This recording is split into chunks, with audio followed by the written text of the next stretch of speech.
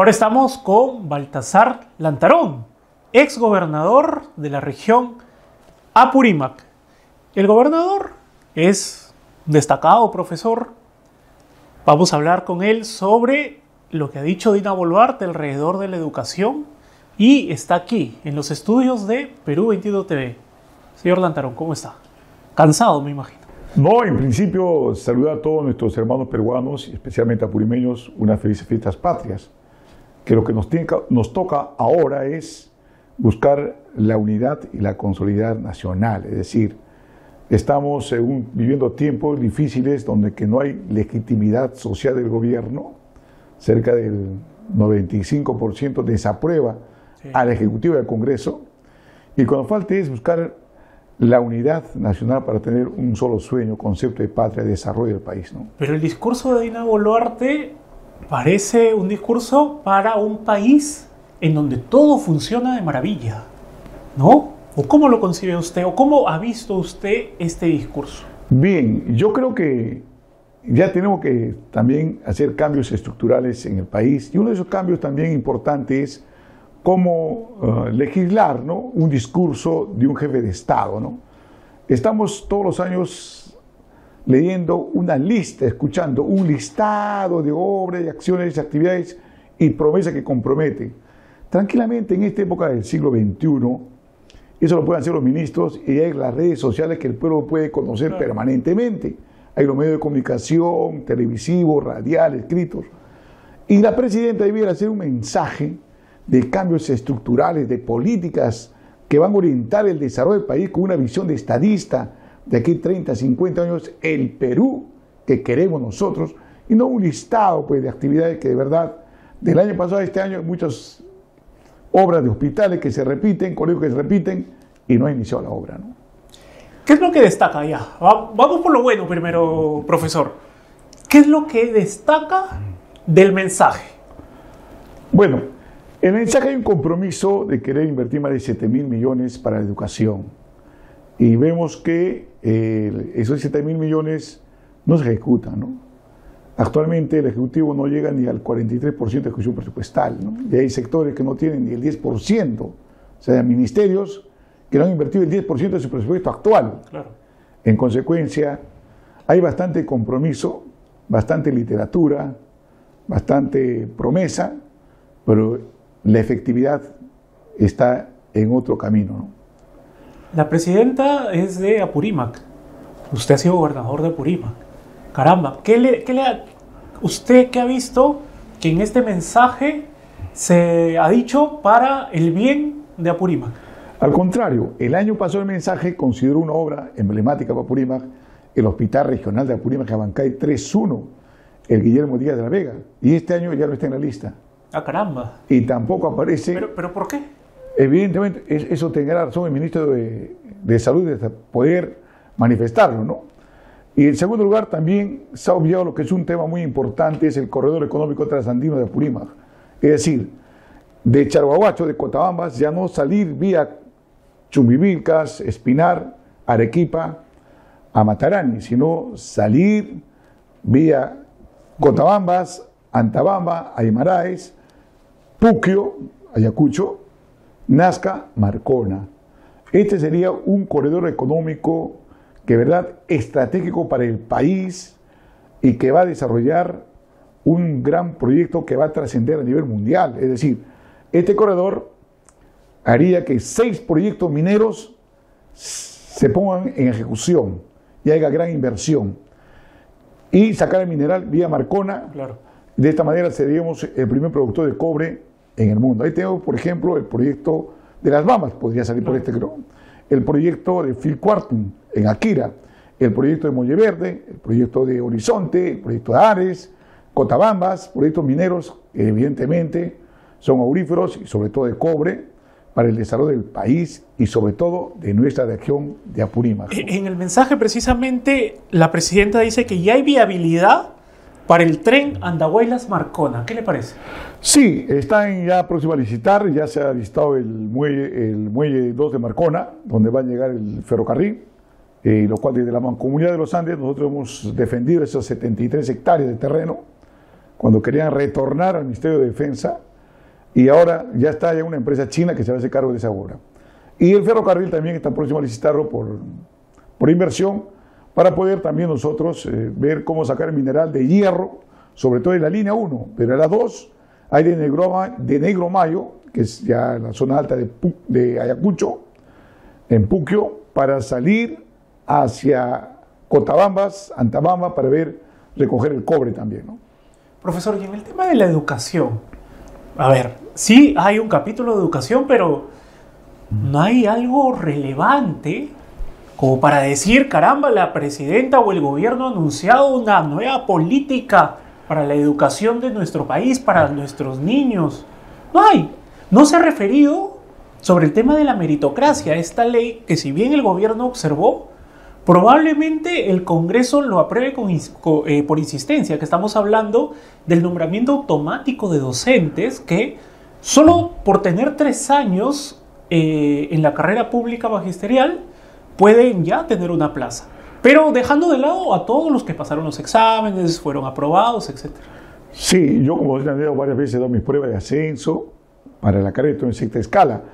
Pero lo importante es aquí, la meritocracia nos ha costado sensibilizar e introducir en la mentalidad de los maestros, en el consciente de los maestros, que la meritocracia es el camino, uno de los factores para mejorar la calidad de educación.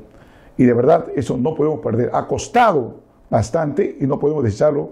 Y el Congreso tiene que reflexionar, no por los profesores, porque el servicio educativo finalmente es a favor de los estudiantes. Existe el sistema educativo porque existen estudiantes en las aulas. Por eso, no existe sistema educativo porque tengamos docentes, no. Y es un gran error que el Congreso tiene que rectificarlo. Yo espero que en virtud de los estudiantes del país se haga eso. Ha anunciado, por ejemplo, que va a incrementar 2 profesores en escuelas unitarias en la zona rural, lo cual sale de un diagnóstico falso, ¿no? Errado. En una escuela rural, en zona altandina, en la Amazonía, de repente hay 4 alumnos, 3 alumnos, 5 alumnos, y vas a incrementar un docente más. Lo que tenemos que hacer es una gran reforma educativa de cambiar el modelo de servicio educativo en la zona rural. Es decir, tenemos que concentrar a los niños en albergues para atenderlos ahí. Y es mucho más económico para el Estado y tendría mucho mejores factores positivos para el aprendizaje del estudiante, ¿no? O sea, puedo tener ahí cuidadoras, psicólogas, hay también los que van a dar el tema de alimentación, los docentes, los que van a cuidar la vigilancia, claro. Y sale más económico. Yo tengo, por ejemplo, en Apurímac, en la provincia de Antabamba, cerca de 36 instituciones educativas unitarias y multigrado. En las 36 hay cerca de 83 profesores y no llego a 300 estudiantes. O sea, si tú hacemos costo-beneficio, y tenemos que ver, el proceso educativo también debe tener a favor del estudiante, ¿no? Entonces, la UGEL no llega a supervisar a ese docente que se encuentra a 4.400 metros de altura. Tenemos que ver nosotros una reforma del servicio educativo y no están incrementando más docentes. Claro. Yo creo que por ese lado tiene que ver. El tema también de la deuda social. Ya. Ha ofrecido dar 1.200 millones para este año, pero la deuda social más de 28.000 millones. O sea, y cada vez se incrementa más porque cada vez más docentes tienen sentencia judicial a su favor. O sea, ¿qué hacer con la deuda social, no? La inversión en educación, por ejemplo, yo fui gobernador, yo invertía cerca del 43% del presupuesto de inversión pública al tema de educación, para tratar de cerrar la brecha en Apurímac, y eso no está. Y ahora se da el Ministerio de Educación, PRONIS, la PSM en lo que es la reconstrucción del norte, construyendo escuelas pequeñas que cuestan 4 millones, 6 millones, 2 millones, cuando tranquilamente eso lo puede ejecutar un gobierno local o un gobierno regional. Estamos desperdiciando lo que es la capacidad ejecutiva de un ministerio o de la misma PSM, ¿no? Claro, pero ahí vamos, ya que toca ese tema, el tema de la descentralización. Por algunos lados o en algunas regiones la descentralización no ha funcionado, eso hay que aceptar, por culpa de las personas que se han hecho cargo de los gobiernos regionales. Hay regiones, vamos, su región Apurímac, mientras usted estuvo, funcionó muy bien en el tema de educación. Pero Por el otro lado, hay regiones que sí, pues, lamentablemente no saben gestionar alrededor de la educación. ¿Cómo hacemos, gobernador, desde su experiencia, para que, como usted dice, no sea el Ministerio de Educación no esté perdiendo tiempo en hacer funciones que los gobiernos regionales tranquilamente desde sus direcciones regionales de educación pueden hacer? Y la descentralización es un proceso irreversible desde la ley orgánica de descentralización y apostamos siempre por ello. De hecho, en una institución, de repente alguien va a gestionar temporalmente, lo hace mal, pero por eso la entidad no está mal, ¿no? Tenemos que seguir apostando, o sea, estamos en un proceso de descentralización, creo que tenemos cerca de 22 años de descentralización, y hay bemoles, por ejemplo, hay muchas normas que recentralizan la actividad de la descentralización, responsabilidades, se duplican funciones. Claro. Por ejemplo, ahorita van a hacer cochas desde el Ministerio del Midagri, ¿no? Pero esa cocha lo puede hacer tranquilamente un gobierno local, que cada cocha no cuesta menos de 800.000, menos de 1 millón de soles. ¿Y por qué tiene que ser desde Lima? Que sí pueda generar trabajo también allá. Esas cosas de duplicidad de funciones lo genera el mismo ministerio. Entonces, yo siempre dije que tenemos que marcar bien la cancha, ¿no? Entre los ministerios, los gobiernos regionales y gobiernos locales. Por ejemplo, en el tema de salud, ¿no? Los grandes hospitales, los especialistas en construcción, equipamiento y planificación, está el Ministerio de Salud. Háganse cargo. Hospitales 3.1, 2.2, claro. Hospitales 2.1, ya puede ser a cargo del gobierno regional.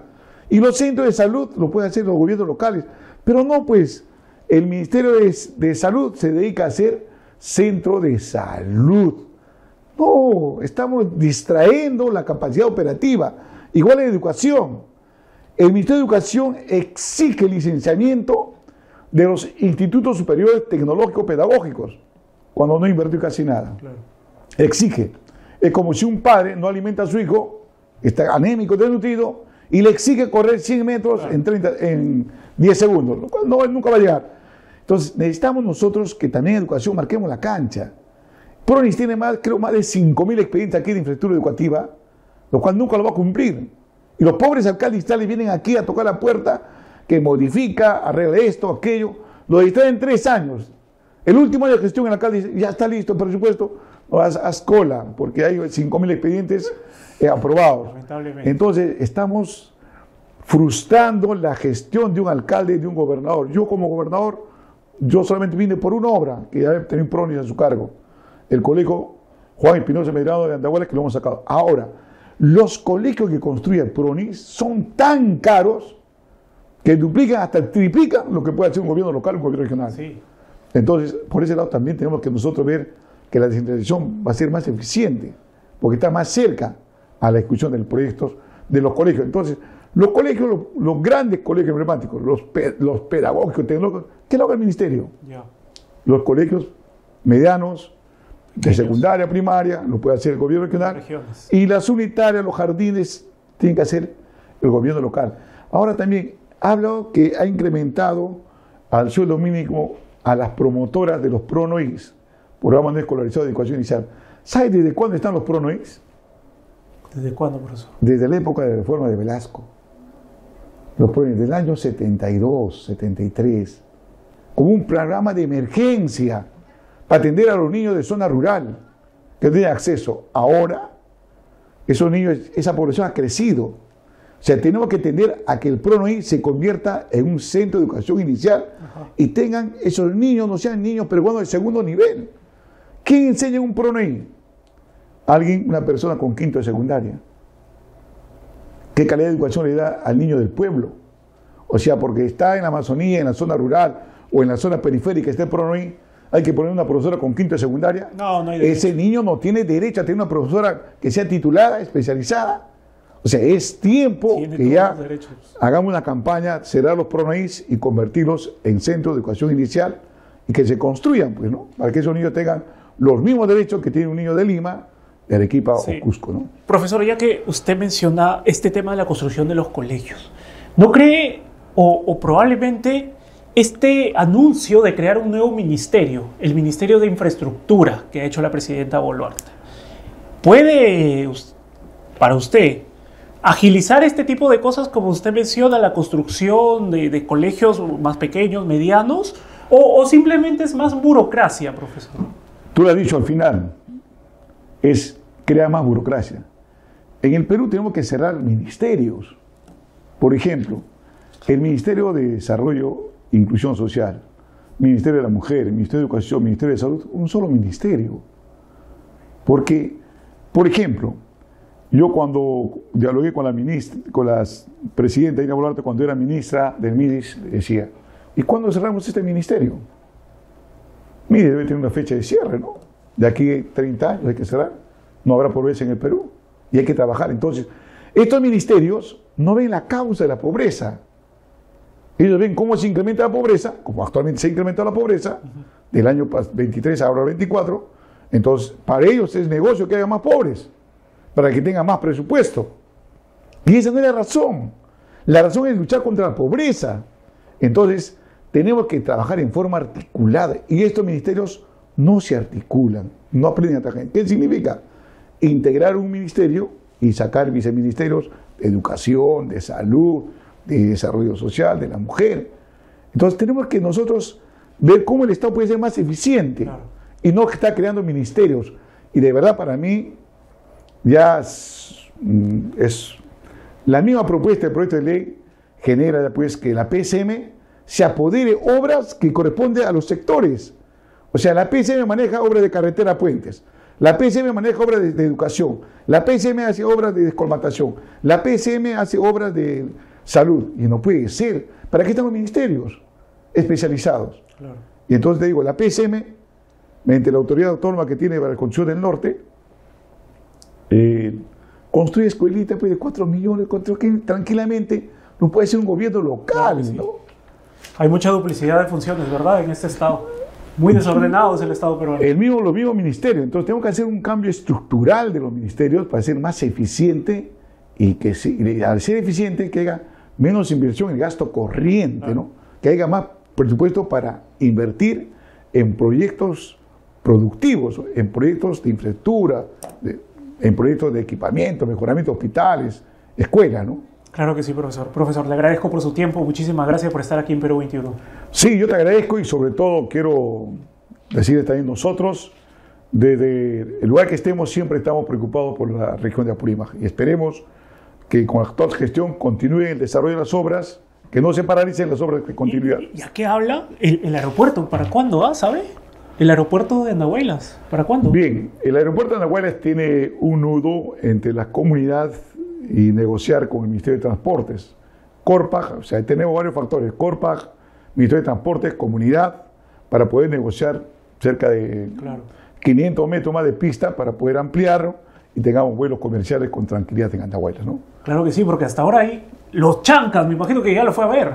Claro que sí. Pero no hay vuelo comercial para ir a ver. Son vuelos charter que realizan las empresas y sale muy caro, ¿no? Y sí, es un club que de repente jugando como local, ahí son los ingresos, las entradas ¿cuánto está? 40 soles, 30 soles, ¿no? 20 soles. Muy bueno. Y no alcanza para pagar el vuelo charter siquiera, ¿no?